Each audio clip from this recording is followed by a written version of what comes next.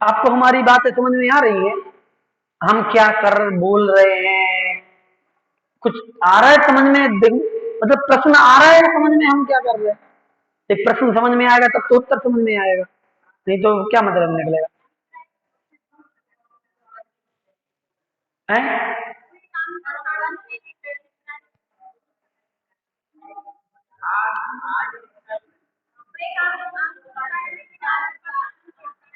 एक सेकंड। हैं?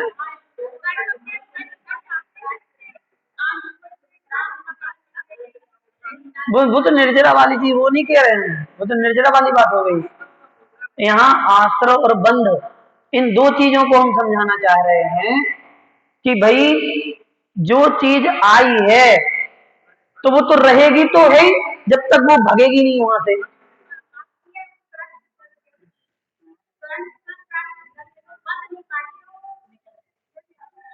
प्रायश्चित कब करेंगे? प्रायश्चित से क्या होगा? प्रायश्चित से बनी चीज ही तो अब भगेगी। तब तक तो बन ही चुका वो।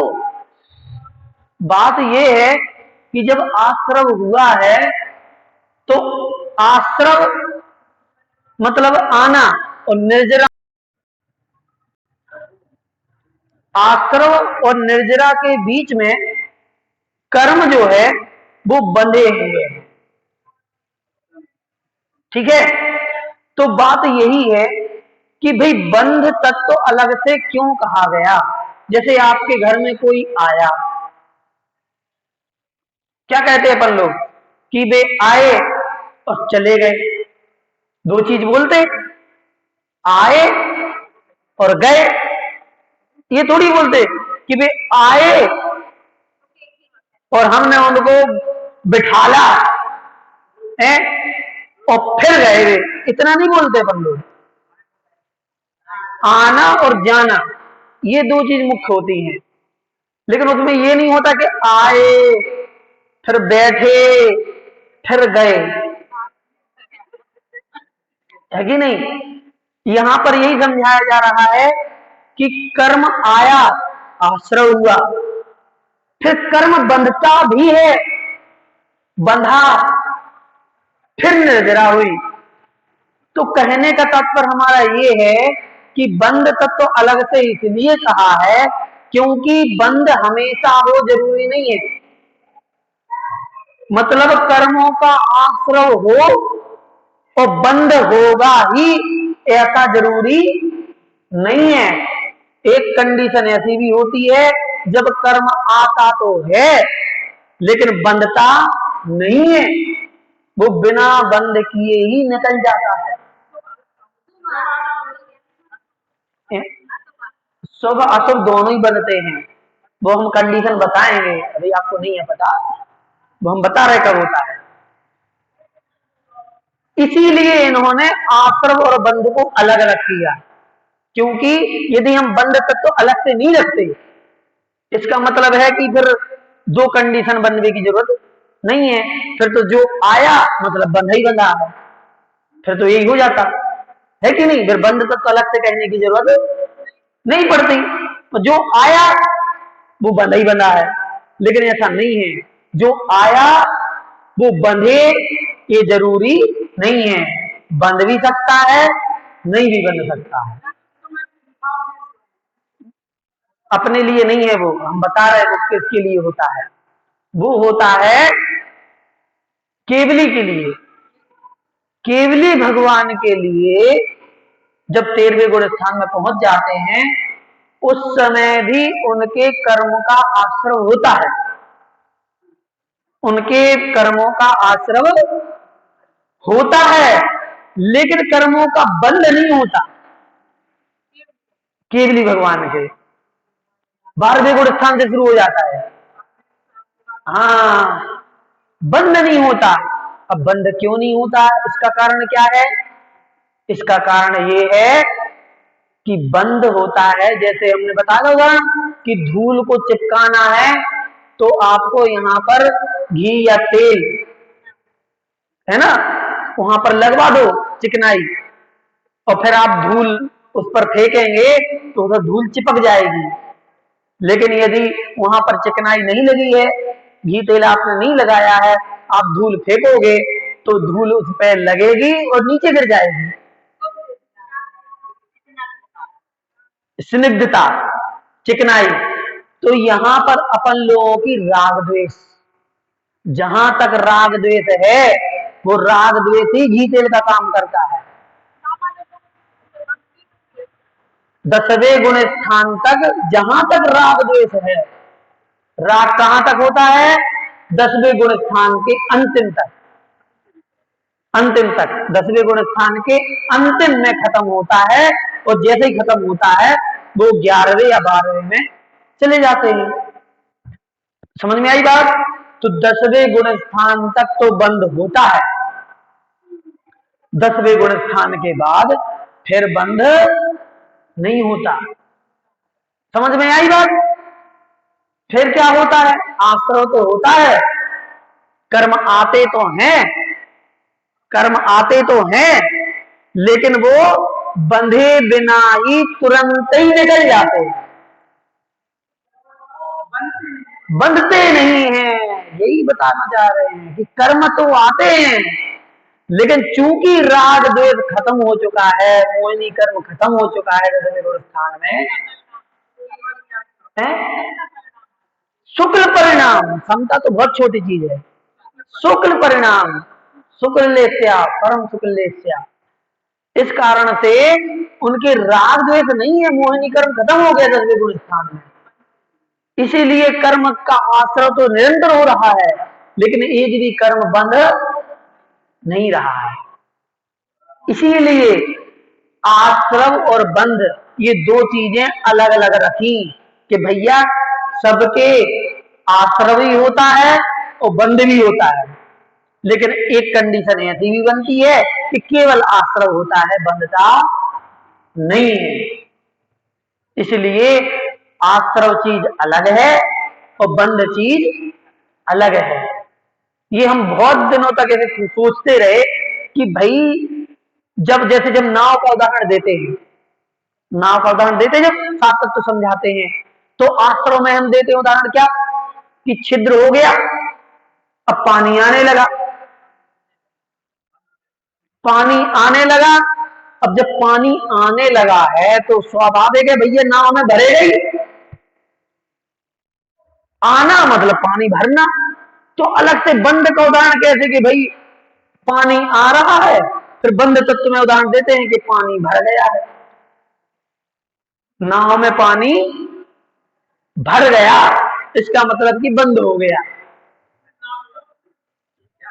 हाँ, तो बंद का मतलब वहां पर पानी भरना बताया है, लेकिन आश्रव जब होगा तभी बंद हो जाता है, पानी तो तभी भर जाएगा जब पानी आएगा।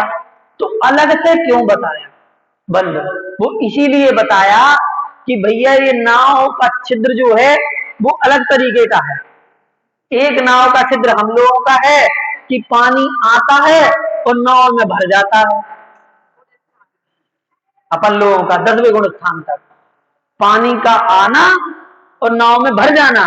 लेकिन केवली भगवान की नाव ऐसी है कि पानी आता है तो एक बगल में छेद दूसरा है, वहीं से निकल जाता है,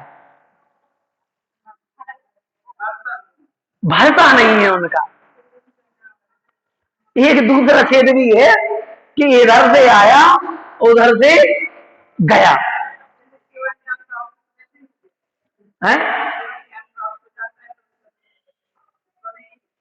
तो वही तो, क्योंकि मोहिनी कर्म नहीं होता। आप उत्तर याद रखिए, उत्तर याद रखिए कि केवली भगवान के 12वें गुण स्थान वालों के सिर्फ आश्रव होता है, बंद नहीं होता। क्यों नहीं होता? क्यों नहीं होता?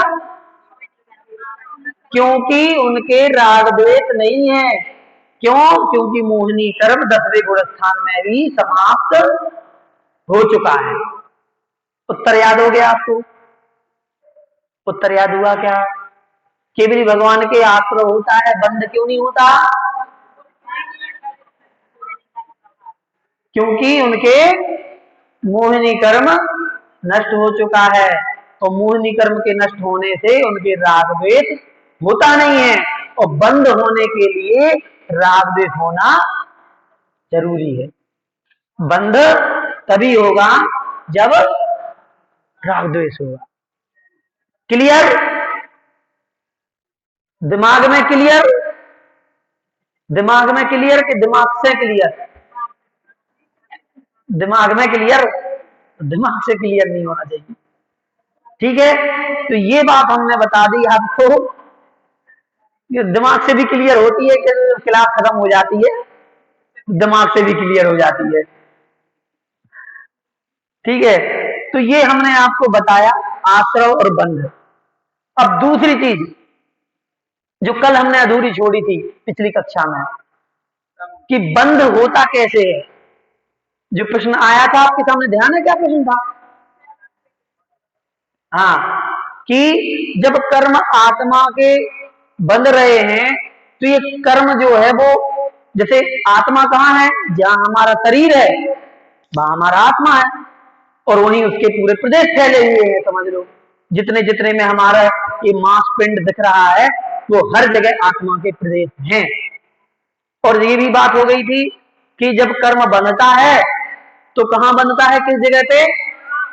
सर्वांग में, मतलब हर एक प्रदेश में कर्म बंध होता है। ऐसा नहीं है कि ऊपर के प्रदेशों में हो गया और नीचे के में नहीं हुआ। ये तो ठीक है कि हाँ भैया सर्वांग प्रदेश में बंद होता है, लेकिन दूसरा प्रश्न जो ये था, जो हम समझाना चाह रहे थे, बोल रहे लोग हमारी वीडियो रुक जाती है।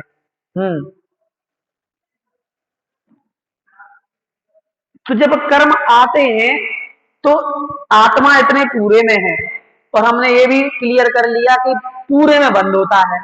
हर एक प्रदेश में जो भी बंद होगा सारे प्रदेशों में होगा। फिर प्रश्न ये हुआ था कि ये कर्म आते कौन सी तरफ से हैं? आत्मा ऊपर से लेके नीचे तक पैरों के तलुओं तक फैली है, लेकिन जब कर्म आए गए, कर्म परमाणु जब आएंगे तो वे कौन सी जगह से आएंगे? ये प्रश्न था, ये प्रश्न था। कहां से प्रवेश करेंगे? यहां से कि यहां से कि यहां से? सर्वांग से। तो सर्वांग से कैसे होंगे? वो नहीं, आप वो नहीं, हम प्रोसेस पूछ रहे कि कर्म पुद्गल परमाणु आत्मा में आत्मा के प्रदेशों तक पहुंचेंगे कैसे?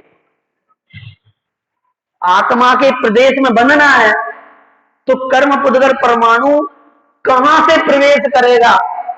जैसे यहां है कर्म पुद्गल परमाणु और हमारी आत्मा इस शरीर के अंदर है, तो जो पुद्गल परमाणु कहां से अंदर जाएगा और प्रदेश में पहुंचेगा? जितने से छिद्र हो जाए उधर पहुंच जाएगा। जैसे कल भाभी कह रही आई नहीं है कि कान में से जा पूरे हैं। चलो ठीक है, अब ज्यादा हम रिपीट नहीं कर रहे, इसका उत्तर सुन लो अच्छे से, अच्छे से सुन लीजिए और समझिए हम क्या कहना चाहते हैं। हम ये कहना चाहते हैं कि सबसे पहले तो आपको ये याद होना चाहिए कि कर्म पुद्गल परमाणु पूरे लोक में भरे हैं, हर एक प्रदेश में है। जितना ये आपको दिख रहा है ना जगह, एक भी जगह ऐसी खाली नहीं है जहां कार्मण वर्गणाएं नहीं है। कार्मण वर्गणाएं, कार्मण वर्गणाएं सब एक प्रकार की हैं। 8 कर्म होते हैं, 8 कर्म की कार्मण वर्गणा एक ही है। वे ही कार्मण वर्गणाएं ज्ञानावरण दर्शनावरण आदि 8 कर्म रूप में बदल जाती हैं। तो हम ये है कि सबसे पहले तो अपन को ये याद रखना है कि कार्मण वर्गणाएं हर प्रदेश में भरी है, एक भी जगह खाली नहीं है जहां पर कार्मण वर्गणाएं नहीं हो, हर जगह है। अब क्या होगा? अब अभी हमारा शरीर आकाश के इतने हिस्से में व्याप्त है, जितनी जगह पे हमारा ये शरीर है, तो इतना आकाश का हिस्सा हमने घेर लिया, समझ गए ना? अब हम उठ के वहां चले गए, तो जहां गए उस जगह के आकाश को घेर लिया, और जहां जहां मान लो ये हाथ है, ये हाथ अभी इस जगह के आकाश को घेरे था और ये हिल रहा है, जहां जहां जा रहा है वहां वहां पर आकाश के प्रदेशों को घेर रहा है। और आकाश के हर प्रदेश पर कार्बन वर्गना बैठी हुई है। समझ गए ना? आकाश के हर जगह पर कार्बन वर्गना बैठी हुई है। अब कर्म बंध कैसे होगा? हमने यहां से राग द्वेष किया, जैसे ही राग द्वेष किया वैसे ही जिस जगह पर हमारा शरीर है, जिस समय जिस जगह पर हमारा शरीर है और उस शरीर के अंदर जो हमारे आत्मा के प्रदेश हैं, उन आत्मा के प्रदेशों का संपर्क जिन आकाश प्रदेश में बैठे कर्म परमाणुओं के साथ होगा, उसी जगह पर अपने आप बैठे बैठे आत्मा के प्रदेशों में चिपक जाएंगे। वो कहीं यहां से भाग करके यहां नहीं आएंगे। अभी हमारा शरीर यहां पर है तो यहां का कर्म पुद्गल परमाणु यहां नहीं घुसेगा, यहां का भी अंदर नहीं जाएगा, कहीं का नहीं जाएगा। आप ये मत सोचना कि यहां से चारों तरफ से पुद्गल परमाणु अंदर जाएंगे फिर वो बंधेंगे, नहीं। इसके अंदर जो आत्मा के प्रदेश हैं, उन आत्मा का प्रदेश का संपर्क उसी जगह पर जो आकाश के प्रदेश हैं, उनमें जो कर्म पुद्गल परमाणु विराजमान है, उन्हीं से संपर्क होगा और वो उसी जगह पर आत्मा से चिपक जाए। जहां जो कर्म पुद्गल परमाणु बैठे हैं और आत्मा वहां पहुंचती है, वहीं पर वो चिपक जाएंगे, कहीं बाहर से नहीं आएंगे। कहने का मतलब ये है, क्योंकि कर्म पुद्गल परमाणु तो हर जगह है। जहां हमारा शरीर जाएगा वहां आत्मा भी जा रही है, और जहां आत्मा जा रही है वहां वहां कर्म पुद्गल परमाणु बैठे हुए हैं, वे चिपकते चले जाएंगे। ये होता है। चलो एक और उदाहरण देते हैं आपके लिए, शायद समझ में आ जाए, फिर आगे बढ़ते हैं। आपने एक वीडियो गेम चलता है, मोबाइल में भी चलने लगा है। तो वीडियो गेम चलता है जब, तो क्या होता है कि कोई उसमें एक कार्टून बना होगा, है ना, लड़का लड़की टाइप का कुछ भी, वो दौड़ रहा है, दौड़ता जा रहा है। फिर क्या होता है कि रास्ता वही है, वो चलता जा रहा है, बीच में कुछ पॉइंट मिलते हैं, 10, 20, 50, 100, ऐसे 1000। यदि वो उसी के ऊपर से निकल गया, उस पॉइंट के ऊपर से जो, तो जैसे ही उसके ऊपर से निकलता है वैसे ही वो पॉइंट उसमें शामिल हो जाता है। समझ गए? फिर आगे बढ़ा, फिर जैसे ही उसको पॉइंट मिला, तो जैसे ही उस पॉइंट पे उसने पैर रखा, वो पॉइंट तुरंत उसमें शामिल हो गया। ऐसे ही आप समझो कि ये पॉइंट मतलब कर्म वर्गनाएं, पुद्गल वर्गनाएं। ये पुद्गल वर्गनाएं एक एक प्रदेश में भरी हुई हैं हर जगह, और जैसे ही हमारा आत्मा जहां जहां चलता चला जाएगा, वहीं वहीं की कर्म वर्गनाएं अपने उसी प्रदेश में चिपकती चली जाएंगी, कहीं बाहर से शामिल नहीं होंगी। बस इतनी सी बात थी, ये हमने आपको एक प्रोसेस समझा दी, टेक्निकल पॉइंट समझाया है, सिद्धांत भी नहीं कहा जाएगा।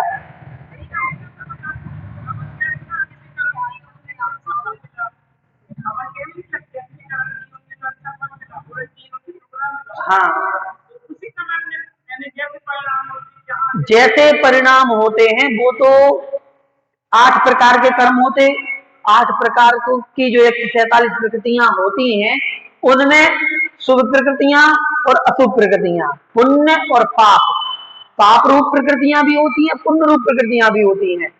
पुण्य प्रकृतियां ज्यादा बनेंगी तो आपको अच्छा ज्यादा फल मिलेगा, पाप रूप प्रकृतियां ज्यादा बनेंगी तो आपको पाप रूप फल ज्यादा मिलेगा। ये हो गया उसके फल के। अभी तो हम केवल बंध समझा रहे थे, जो अभी बंध की बात आई थी, इसलिए हमने आपको बंध बता दिया कि आखिर कर्म बंधते कैसे हैं। ये बताया कि भाई कर्म ऐसे, आपने एक वो देखा होगा चित्र मंदिरों में बने रहते हैं कि मुनिराज बैठे हुए हैं, और मुनिराज बैठे हैं और दो ढाल बनाई हैं ऐसी, एक इस तरफ ढाल एक इस तरफ ढाल, और चार कर्म इस तरफ से तीर बने हुए हैं चार कर्मों के, और चार कर्मों के तीर इस तरफ से बने हुए हैं। तो मुनिराज हैं वो तपस्या कर रहे हैं सुबल ध्यान, मतलब उन्होंने इन आठों कर्मों को ढाल से रोक दिया, वो संबर है, ढाल से रोक दिया। तो ऐसा लगता है कि मानो कर्म इधर से आते हो अपने अंदर, मान लो चारों तरफ से कर्म हमारे अंदर प्रवेश करते हो। तो हम इसी बता रहे हैं कि प्रवेश नहीं करते, बाहर से नहीं आते, वो जिस जगह आत्मा है उसी जगह पर जो कर्म को जगह परमाणु बैठा है, वो उसी जगह के आत्म प्रदेश पर चिपक जाए, जैसे हम कर्म भाव करेंगे। बस इतनी सी बात थी, और आज की कक्षा यहीं पे खत्म हो गई, बंध तत्व को समझाते समझाते। लेकिन ये जितने लोगों को यदि समझ में आई होगी, तो उनका एक बहुत बड़ा टेक्निकल पॉइंट समझ में आ गया होगा। जिनको नहीं समझ में आई होगी कोई बात नहीं, कल अपन आगे इसी कक्षा को निरंतर आगे बढ़ाएंगे। बस आज की कक्षा यहीं पे समाप्त करते हैं। पहले जिनवाणी शुद्धि कर लें, इसके बाद हम बता रहे हो क्या पूछ रहे हैं। कठिन है, कोई दिक्कत नहीं। बोधि समाधि परिणाम शुद्धि स्वात्मोपलब्धि शिव सौख्य सिद्धि चिंतामणिं चिंतित वस्तु दाने त्वां वन्दे मानस्य नमस्तुते। नौ बार नमो कर्म करेंगे।